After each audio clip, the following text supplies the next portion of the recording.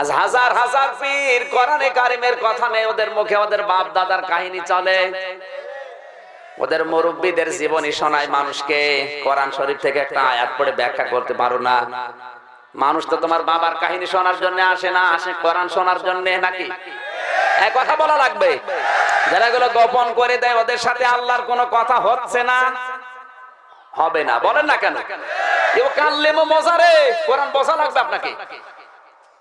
যাদের সাথে আল্লাহ কথা বলে না, বলবে না, ওরাই বলছে আমার আল্লাহর সাথে কথা হয়।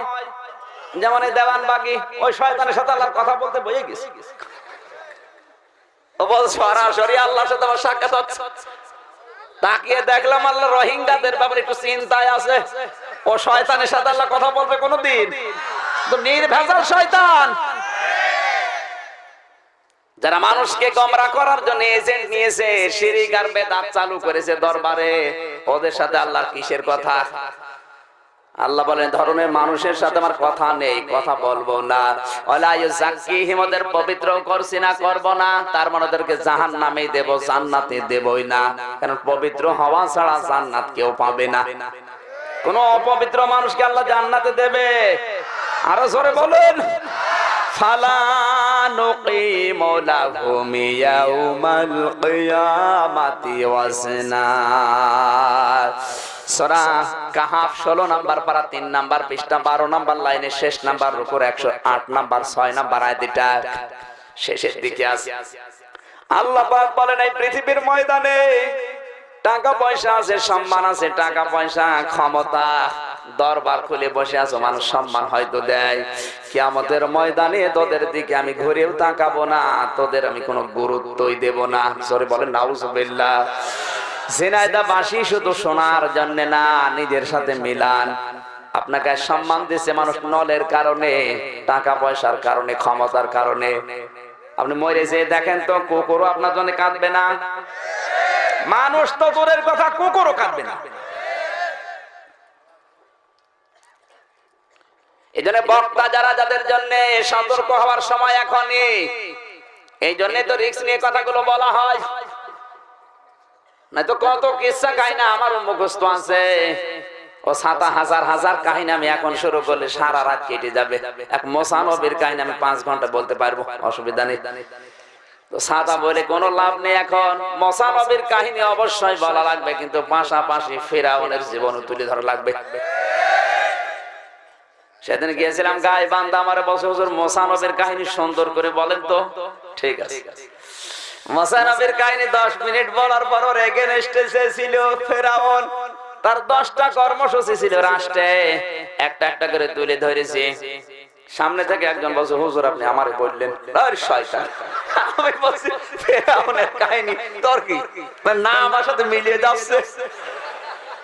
এখানে এরকম ফেরাউন থাকলে ওর জীবনে মিলবে। আমি এখন ফেরাউনের কাহিনী গোপন করে দিই। এই জন্য বক্তা যারা, তারা সাবধান। 2 নম্বরে যারা কমিটিতে আছে, এই যে আল্লাহর ওলি, এবার এনাদের বলি।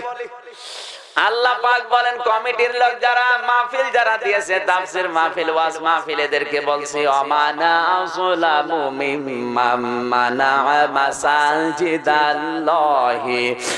আইয়ুযকারা ফি হাসমুহু ওয়া সাআ ফি খারাবিহা উলাইকা মা ইয়াকুলুনা ফি বুতুনিহিম ইল্লান নার উলাইকা মা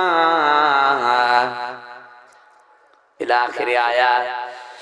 সূরা বাকারার 114 নম্বর আয়াত। এটা প্রথম দিকের শব্দের দিকে খেয়াল করেন, অমান আযলাম ইসমে তাফসীল। আল্লাহ বলেন বড় জালেম দেখতে চাও? সব চাইতে বড় জালেম পৃথিবীতে ওই মানুষগুলো, ওই কমিটির লোকগুলো, মিম্মান মানাআ মাসাজিদাল্লাহ আইয়ুযকারা ফিহা ইসমুহু ওয়া সাআ ফি খারাবিহা, যে মানুষগুলো আলোচকদেরকে নিয়ে আসে আল্লাহর ঘরে, তাফসীর মাহফিলে, ওয়াজ মাহফিলে কথা বলার জন্য নিয়ে আসে, কিন্তু কোরআনের হক কথাগুলো বলতে দেয় না। আর সারা বাংলাদেশে একই অবস্থা। আপনি তাফসীর মাহফিলে নিয়ে এসেছেন জাহান্নাম থেকে বাঁচবেন, এই কারণে আমি তো জাহান্নাম থেকে বাঁচার কথাগুলোই বলবো। তা আপনাকে আমাকে ভয় দেখিয়ে দেন কোন কারণে? হুজুর এটা বলবেন না, এটা বলবেন না, ওইটা বলবেন না, তো বলবো কি? এই কিছুদিন আগে আমার জমান নামাজ ছিল কুষ্টিয়াতে, হারিয়ে গেছে। কমিটির লোকজন এসে বলছে, হুজুর আপনি সুদের কথা বলবেন না কেন? এই সামনে যে কয়েকজন বসে থাকে সব সুদের, সব সুদের। আপনি সুদের কথা বলার দরকার নেই, অন্য কথা বলেন। ঠিক আছে, পরের সপ্তাহে ঘোষের কথা বলেছে, বলছে হুজুর এই কথা আবার বলবেন না কেন? ওই যে চতুর্থ কাতারে যারা থাকে সব প্রশাসনের লোক, ওরা সুদ ঘোষ খায়, এরা সুদ খায়, আমি সব বাদ দিয়ে দেব, নামাজ পড়াবো রাম রাম রাম রাম দিয়ে। নামাজ হবে? চোরকে বলছে চুরি করো, আর গেরস্তকে বলছে সজাগ থাকো। অবস্থা এখন এই ঠিক এটা দাঁড়িয়েছে। আপনি নিয়ে আসতেছেন সে কুষ্টিয়া থেকে কোরআন প্রচার করার জন্য, হুজুর হক কথা বলবেন, আর আসার পরে কান ভাঙান, এটা বলা যাবে না, এটা বলা যাবে না। এখানে বিভিন্ন দলের লোক আছে, আমি কোরআন থেকে কথা বলার জন্য এসেছি। কোন দলের লোক কে করে ওটা আমার দেখার দরকার আছে। আপনার কতটুকু দলের মানুষ? আমার গোষ্ঠীতে সবই সরকারি দলের লোক। ওইটা দেখার জন্য এখানে আসলে তো কথা বলা যাবে না, এখানে কথা বলা লাগবে আল্লাহর দিকে তাকিয়ে। সুতরাং যারা এসেছেন কমিটিতে, যারা কত মানুষ কান ভাঙিয়ে বলে হুজুর ক্ষমতায় আছি আমরা, দেখে শুনে কথা বলেন। কি ক্ষমতা গো? যারা বলে কোরআনের কথা দেখে বলবেন ক্ষমতায় আছি আমরা, ওরা আল্লাহর ক্ষমতা বিশ্বাস করে? বলেন করে?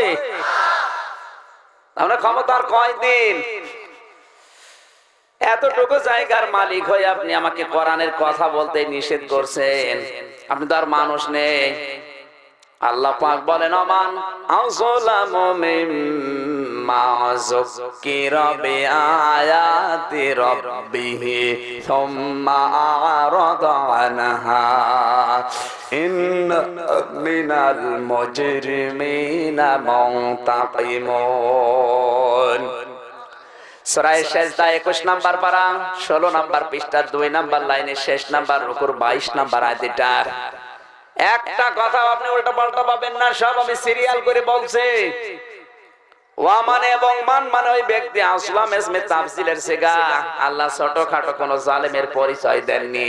আল্লাহ বলেন বড় জালেম দুনিয়ায় ওই লোকটা, মিম্মান যুকিরা বিআয়াতি রাব্বিহি, যাকে আল্লাহর আয়াত দিয়ে ওয়াজ করা হয়, যাকে আল্লাহর আয়াত দিয়ে বোঝানো হয়, আল্লাহর কথাগুলো শোনার পরে মানা তো দূরের কথা, ঘাড় ঘুরিয়ে চলে যায়। এরকম মানুষ তো জেনায় দেয় নেই। ইন্না মিনাল মুজরিমিনা মুনতাকিমুন। এই সমস্ত মানুষদের, এই গুনাহগার, এই পাপিষ্ঠ, এই অবাধ্য মানুষদের থেকে আমি আল্লাহ নিজেই প্রতিশোধ নেব।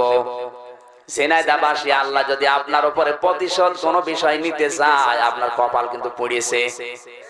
এক কথা বলে না কেন? কপাল তখন হুজুর দিয়ে ফু দিয়ে ঝুলা লাগাতে পারবেন না, কারণ বরদোয়া দিচ্ছে আল্লাহ নিজে। প্রতিশোধ নেবে কে? কমিটিতে যারা আছে এই সমস্ত কথা বলে আপনি নিজের পাপের বোঝা ভারী করবেন না।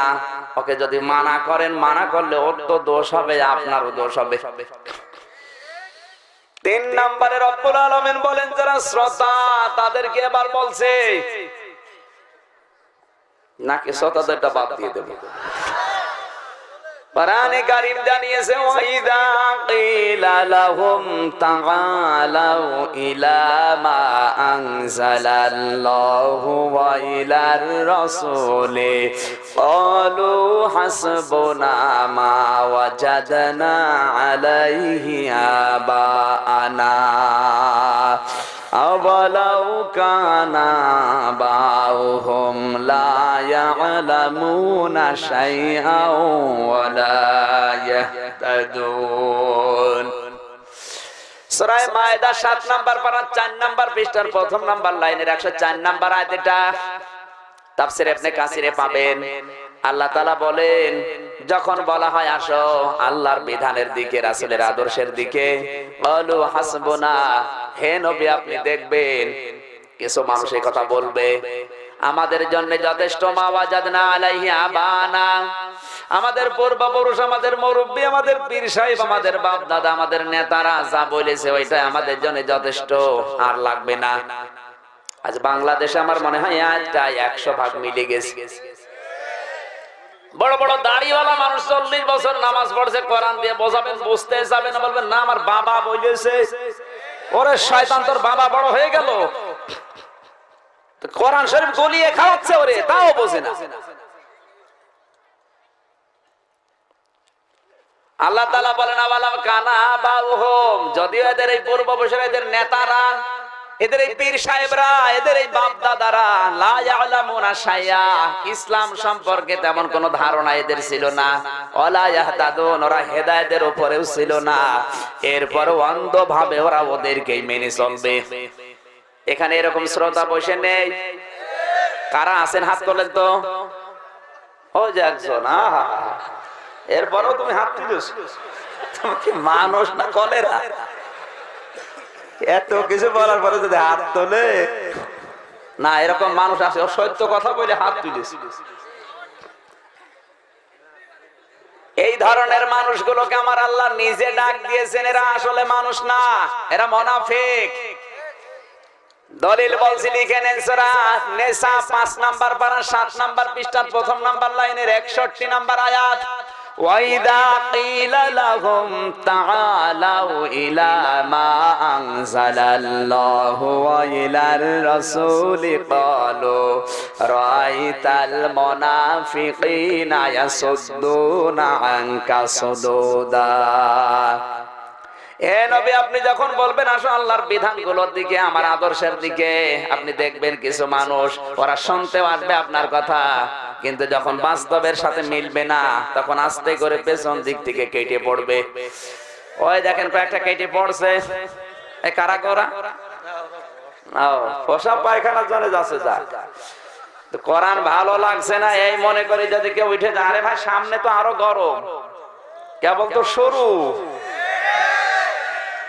গরু কেবল শুরু, থাকবে তো আপনারা। যারা আসবে তাদেরকে আমার আল্লাহ সতর্ক দিচ্ছেন। এই ওয়াজ মাহফিলের পোস্টার করেছে আখের ভাই, প্রচার করেছে কয়েকদিন যাবত, 2-1টা থানা মিলে, যাদের কানে আওয়াজটা গেছে আল্লাহ তাদের ওই শ্রোতাদেরকে জানিয়েছেন, ইয়াসমাউ আয়াতিল্লাহি তুতলা আলাইহি সুম্মা ইউসিরু মুস্তাকবিরান কাআল্লাম ইয়াসমাহা ফাবাশশিরহু বিআযাবিন আলীম। সূরা জাসিয়া 25 নাম্বার পারা 18 নাম্বার পৃষ্ঠার প্রথম নাম্বার লাইনের প্রথম নাম্বার উপর 8 নাম্বার আয়াত।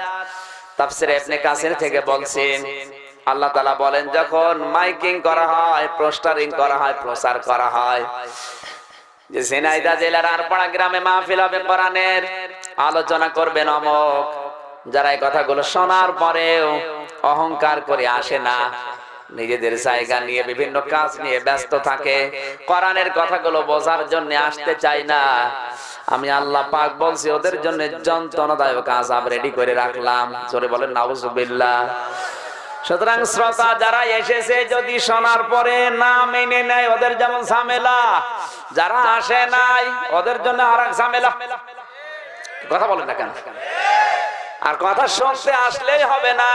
ওয়াইন্না মিনহুম লাফারিকান ইয়ালবুনা আলসিনাতাহুম বিল কিতাবি লিতাহসাবুহু মিনাল কিতাবি ওয়া মা হুয়া মিনাল কিতাব ইলা আখিরি আয়াত। সূরা আলে ইমরান 3 নাম্বার পারা 19 নাম্বার পৃষ্ঠার প্রথম নাম্বার লাইনের 78 নাম্বার আয়াতের প্রথম অংশে আছে আল্লাহ তাআলা বলেন, অনেক মানুষ এমন আছে, আলোচক আছে, বক্তা আছে, খতিব আছে, এরা আসে এমন কায়দায় রং ঢং দিয়ে, লিসান বহু বচন, আলসেনা এলবোনা দিয়েছেন, লাউনের বহু বচন, লাউনুন রং, এলবোনা ওরা রং ঢং দিয়ে জহব্বা উলট পালট করে, সুর দিয়ে এমন কায়দায় কথাগুলো বলে, মানুষ মনে করে ওগুলো কোরআনে আছে, অথচ এগুলো আল্লাহর কিতাবে নেই, ওগুলো সবাই ভণ্ডরা বানিয়েছে। এ কথা কার? সুতরাং যারা আসবে যার তার কথাও শোনা যাবে না, দেখতে হবে ওর কথার পেছনে কোরআনে কারিমের দলিল আছে কিনা। আল্লাহর চাইতে সত্য কথা দুনিয়ায় কেউ বলতে পারে না, কারণ আমার বাবার কথায় ভেজাল থাকতে পারে। এই কথা বলেন, আমার হুজুরের কথায় ভেজাল থাকতে পারে। আমান আস্তাকু মিনাল্লাহি কিলা, আল্লাহর কথায় কোনো ভেজাল। কথা শুনতে হলে আগে দেখতে হবে আল্লাহর কথা আছে কিনা। আর আল্লাহর কথা বলছে ঠিক, কথা বোঝার জন্য আপনার যোগ্যতা লাগবে। এই তো কথা বলছে কোরআন শরীফের আয়াত পড়ে মন মতো ব্যাখ্যা করছে, এজন্য কোরআনটা বোঝার মতো আপনার যোগ্যতা থাকা লাগবে। এই বোঝার মতো যোগ্যতা আজ বাংলাদেশের মানুষের অধিকাংশ গুলোর কম, এই জন্য এত দল। নাই তো তাফসীর মাহফিল, ওয়াজ মাহফিল যত হয়, যদি আমরা বুঝতাম কত বক্তা মার খেয়ে যেত। এই কথা বলুন, যে যা আসে শুধু সুর দিয়ে একটা আয়াত পড়লে, ও আয়াত যদি না পড়ে, যদি আরবিতে গালিও দেয়, মনে করছে দোয়া করছে হুজুর। এই জন্য আমাদের অবস্থা যে যা বলে আমরা বিশ্বাস করে নেই না। যারা আসবে ওটা বোঝার জন্য আপনাকে যোগ্যতা অর্জন করা লাগবে। আর এই যোগ্যতা যদি আমরা অর্জন করতে পারতাম, বাংলাদেশে শিরক আর বেদাত অনেক বন্ধ হয়ে যেত। আমাদের যোগ্যতা নেই, এই জন্য অনেক মানুষ আজ তরিকা বানিয়ে দিচ্ছে। কোরআন শরীফ আল্লাহ দিয়েছেন আফালা ইয়াতাদাব্বারুনাল কোরআন, কি হয়েছে তোমাদের, কোরআন নিয়ে কেন গবেষণা করো না? এইটা নিয়ে চিন্তা ভাবনা করো, এটার দিকে মেধা লাগাও, খাটাও, নতুন নতুন জিনিস দুনিয়াতে আমি আল্লাহ উপহার দেব। আপনি কোরআন শরীফ গবেষণা করে যদি একটা সই বানাতে পারতেন, তাহলে আখের আলী মতো ভাইয়ের গরিব মানুষ যারা আছে দুনিয়ায়, তারা কাপড় চোপড় সেলাই করে অন্তত পরে বাঁচতে পারত। কথা বলেন না কেন? আপনি যদি একটা বাটি বানাতে পারতেন, অন্তত মানুষ ডাল খেয়ে বাঁচতে পারত। একটা গিলাস তৈরি বানাতেন, মানুষ পানি পান করে বাঁচতে পারত। কথা বলেন না কেন? এগুলো বানায় না, উনি বসে বসে তরিকা বানাচ্ছে। সাবরিয়া তরিকা, চিশতিয়া তরিকা, নকশবন্দিয়া তরিকা, কাদরিয়া তরিকা। আরে শয়তান, তোর এত তরিকা দরকার কি? তরিকা তো আল্লাহ দিয়েছে। আল্লাহর বানানো ইসলামকে কত তরিকায় ভাগ করেছে। কেউ আহলে হাদিস, কেউ আহলে কোরআন, কেউ হানাফি। এক একটা দল এক এক দিকে, টুপির মধ্যেও দল, কেউ 5 কলি, কেউ 8 কলি, কেউ লম্বা, কেউ ছোট, কেউ বেটে। এত দল তোমার লাগে কোন কায়দায় আমি বুঝি না। ইসলাম তো একটা, ইন্নাদ-দীনা ইনদাল্লাহিল ইসলাম। আল্লাহর কাছে মনোনীত একটা মাত্র জীবন ব্যবস্থা, তার নাম কি? রাস্তা তো একটা। এত তরিকা আপনি বানালেন কোন কারণে? আপনি গবেষণা করে করে তরিকা না বানিয়ে যদি একটা মানবের জন্য উপকার করার কোন জিনিস বানাতে পারতেন, ওটার দ্বারা মানুষের উপকার হলে আপনার উপকার হতো। আপনি কবরে বসে বসে সওয়াব পেতেন। হ্যাঁ, সই যারা বানিয়েছে ওরা যদি বিধর্মী হয়, হয়তো ওরা সওয়াব পাচ্ছে না মরণের পরে, কিন্তু মানুষের তো উপকার করেছে। এই কথা বলেন না কেন? আপনি তো এগুলো করতে পারেন না, তরিকা বানিয়ে বানিয়ে বসে আছে। কত মানুষ আজ হিন্দুদের কয়েকটা ভোট পাওয়ার জন্য ইমান পর্যন্ত বিক্রি করে দিচ্ছে। আমাদের এসব জেলায় নেই, ও সব আছে অন্য জেলায়। এই কথা আমি বলতে শুনেছি, ধর্ম যার যার, উৎসব সবার। এই কথাটা আপনি বলেন কোন ইমানের পক্ষে? আমি তো বুঝি না। আমাইয়াবতাগি গায়রাল ইসলামি দীনান ফালা ইউকবালা মিনহু ওয়া হুয়া ফিল আখিরাতি মিনাল খাসিরিন। সূরা আলে ইমরান 3 নাম্বার পারা 20 নাম্বার পৃষ্ঠা 4 নাম্বার লাইনের 85 নাম্বার আয়াত। আল্লাহ তাআলা বলেন, ইসলাম বাদ দিয়ে যদি দুনিয়ার কোন নিয়ম নীতি দিয়ে আমি আল্লাহকে রাজি করাতে চাও, কোশ্চিন কালে ওটা কবুল হবে না। জেনাদাবাসী কি বুঝলেন আপনি এখান থেকে? ইসলাম বাদ দিয়ে যে যা করুক, ওটা যাই হোক না কেন, কবুল কোনদিন হচ্ছে না, হবে না। আরো জোরে বলেন, আওয়া ফিল আখিরাতি মিনাল খাসিরিন। আর সবচেয়ে বড় ক্ষতিগ্রস্ত ওই লোকটা হবে আখিরাতে। কারো যদি আখিরাত ধ্বংস হয়ে যায়, দুনিয়া ঠিক থাকবে তার? আরো জোরে বলুন। তাহলে এই কথা আপনি বললেন কোন কায়দায়? কয়েকটা ভোট পেয়ে আপনি নেতা হবেন, এই কায়দায় আপনি ইমানটাই বিক্রি করে দিলেন। এখন যদি আমি বলি বউ যার যার, হক সবার, মানবে কেউ? মানবে? পাক ডাক দিয়েছেন নুন ওয়াল কলামি ওয়া মা ইয়াসকুরুন। নুন দিয়ে আল্লাহ তামাম দুনিয়ার মানুষের মুখে তালা লাগিয়ে দিয়েছেন, কিয়ামত হয়ে যাবে, কিন্তু নুন শব্দের ব্যাখ্যা মানুষ আবিষ্কার করতে পারবে না। কথা বলেন ঠিক কিনা? পৃথিবীর অন্যান্য বই, কিতাব আর কোরআনে কারিমের ভেতরে পার্থক্য এক নম্বরে এইটা। কোরআনে এমন কিছু আয়াত আল্লাহ দিয়েছেন প্রায় 29 জায়গায়, আপনি সব আয়াতের ব্যাখ্যা বিশ্লেষণ অর্থ করতে পারলে ভাই 29টা আয়াতের অর্থ আপনি করতে পারবেন না। এটাই স্বতন্ত্র। আল্লাহ পাক বলেন আল কলাম ইয়ামা ইয়াসতুরুন, কলমের কসম। কিসের? সবাই বলেন তো। কলম। কলম মানে দুনিয়ার এ সমস্ত কলম হতে পারে, আবার যে কলম দিয়ে আল্লাহ কোরআন লিখেছেন লাহে মাহফুজে, ওই কলম হতে পারে। আল্লাহ বলেন কলমের কসম, ওমা ইয়াসতুরুন, আর কলম দিয়ে লেখকরা যা লেখে ওই জিনিসের কসম। খেয়াল করা লাগবে, এটা তাফসীর মাহফিল না, শব্দ থেকে কিছু তো নিয়ে আসা লাগবে। কলমের কসম আল্লাহ কেন দিলেন? এই পৃথিবীতে যত ভালো কাজ হয় আর যত আকাম হয় সব কিছুর মূলে কলম। একটু লক্ষ্য করে দেখেন, কলম দিয়ে মানুষ জাল দলিল করে ভাইয়ের সম্পদ লিখে নেয়। এই কলম দিয়েই ভালো মানুষকে কালার করে জেলখানায় পাঠায়। এই কলম দিয়েই কত ভালো মানুষকে ফাঁসি দিয়ে দুনিয়া থেকে বিদায় করে দেয়। আবার এই কলম দিয়ে একজন ভালো মানুষকে কালার করে রাতের বেলা ধরিয়ে দিচ্ছে, কিচ্ছু জানে না, ঘুমিয়ে আছে, চোখ খুলে দেখে জেলখানায়। কি গো, তোর নামে মামলা হয়েছে, এই দেখ তার কাগজ। তাহলে আমরা দেখলাম সব কিছুর মূলে কলম। আবার এই কলম দিয়ে তো এসি রুমের ভেতরে এক খোসা দিয়ে 5 কোটি টাকার মালিক হচ্ছে। ব্রিজ খায় কলম দিয়ে, রাস্তাঘাট, সেতু, সুন্দরবন, যা কিছুর মূলে ব্যাংক পর্যন্ত খেয়ে ফেলছে মানুষ কি দিয়ে। সবাই বলছেন তো আমার কথা, কি দিয়ে খাচ্ছে বলেন? সব কলম। আল্লাহর ইশারায় এমন কিছু মানুষ আছে যারা কলম যোদ্ধা করে সত্যকে পৃথিবীর মানুষের সামনে তুলে ধরছে বিভিন্ন কায়দায়। এরকম সাংবাদিক, এরকম কলামিস্ট, এমন লেখক দুনিয়ায় আছে না নেই? কেউ কলম দিয়ে মানুষের ক্ষতি করছে, কেউ কলম দিয়ে সত্যটা প্রকাশ করার জন্য জীবন বাজি রেখে লিখে যাচ্ছে। এটা আপনার কলমের জিহাদ। আল্লাহ পাক বলেন ওমা ইয়াসতুরুন, এই কলম দিয়ে লেখকরা যা লেখে ওই লেখা জিনিসের কসম কেন দিলেন? কারণ আপনি হয়তো 10 বছর, 20 বছর, 50 বছর পরে থাকবেন না, কিন্তু আপনার লিখিত বিষয়গুলো থেকে যাবে। আরো আসতে বলেন, আপনি যা লিখেছেন ওইটা কিন্তু থাকবে।